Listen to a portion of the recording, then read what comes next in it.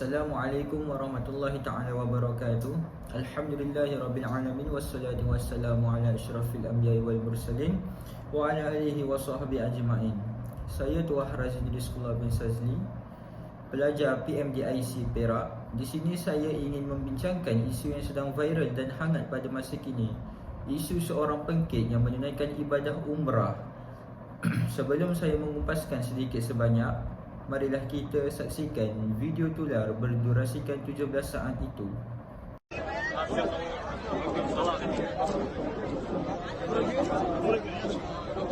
Jadi, seperti mana yang anda telah saksikan sebentar tadi, video tular yang berdurasikan 17 saat itu, dalam video itu menunjukkan bahawa pengkit itu sedang merakam dan mengambil gambar dirinya di depan Kaabah semasa menunaikan ibadah umrah. Ingin saya kupaskan sedikit sebanyak pertanyaan daripada masyarakat kita dan persoalan daripada orang sekeliling kita. Bagaimana pengkit ini boleh pergi menunaikan ibadah umrahnya dan sama ada ibadahnya sah ataupun tidak diterima oleh Allah Subhanahu Wa Taala. Jadi pengkit ini pergi umrah secara bersendirian dan bukan secara travel agency. Jika difikirkan secara logiknya, travel agency akan mengenal pasti setiap jemaah dan akan meneliti segala dokumen-dokumen yang ada pada jemaah untuk menunaikan ibadah umrah maupun haji dan pergi ke khusus umrah maupun haji. Di sini saya ingin kupaskan sedikit sebanyak tentang ibadahnya yang dilakukan semasa di sana. Umrahnya sah jika dia mengikut rukun umrah dan ibadahnya tidak sah kerana dia tidak menutup aurat dari aspek-aspek tertentu. Dan dia perlu membayar dam, iaitu denda kerana melanggar larangan ihram. Allahumma salli ala Sayyidina Muhammad wa ala ali Sayyidina Muhammad. Allah berfirman dalam surah Al-A'raf ayat 80 hingga 81. Dan Nabi Lut juga kami utuskan, ingatlah tatkala dia berkata kepada kaumnya, patutkah kamu melakukan perbuatan keji yang tidak pernah dilakukan oleh seorang pun daripada penduduk alam ini sebelum kamu? Sesungguhnya kamu mendatangi lelaki itu, memuaskan nafsu syahwat kamu dengan meninggalkan perempuan. Bahkan kamu ini adalah kaum yang melampaui batas. Baik, segelintir masyarakat akan terfikir, apa tujuan pengkit ini untuk pergi menunaikan ibadah umrah?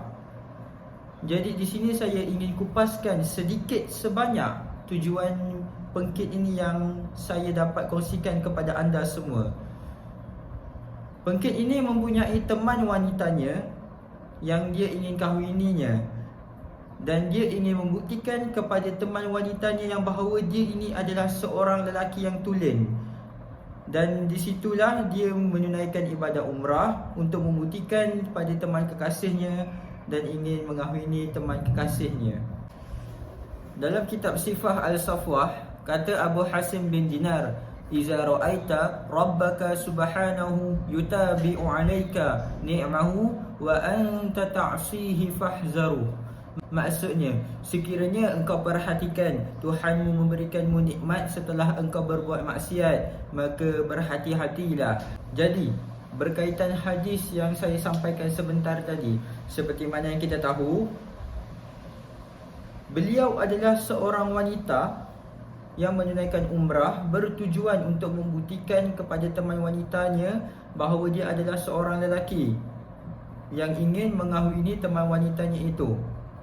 Seperti mana yang kita tahu, wanita dan wanita tidak boleh berkahwin, melainkan lelaki dan juga wanita.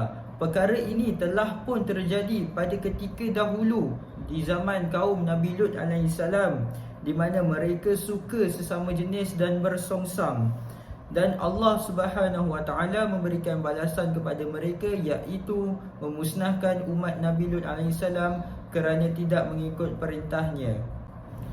Masya Allah, Allahu Akbar. Di mana terletaknya sifat malu yang ada pada diri beliau sehingga sanggup menjatuhkan martabat wanita, martabat sesama sendiri, Akhir kata dari saya, marilah kita sama-sama ambil iktibar supaya kita dijauhkan daripada perkara-perkara ini, dan janganlah kita mempermainkan agama kita iaitu agama Islam, serta mencabar kekuasaan Allah Subhanahu wa taala, kekuasaan di luar jangkaannya. Semoga kita dijauhkan. Wallahu a'lam bissawab. Yang baik datang daripada Allah Subhanahu wa taala, yang buruk datang daripada diri saya sendiri. Assalamualaikum warahmatullahi taala wabarakatuh.